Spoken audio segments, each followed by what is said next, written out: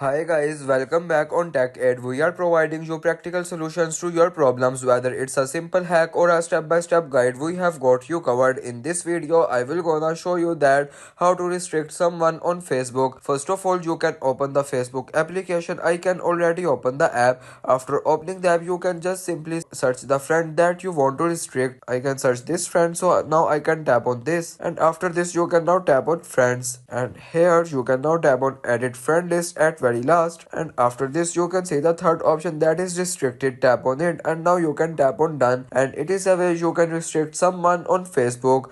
If you want to keep your online activity private and access to restricted contents like I do, trying using a VPN. It's secure, easy to use, and makes a browsing safer. The link to buy is in the description below. If this tutorial helped, don't forget to like the video and subscribe for more practical solutions. Got questions or need extra help, drop a comment below and we will be happy to assist. See you in the next one. Thanks for watching.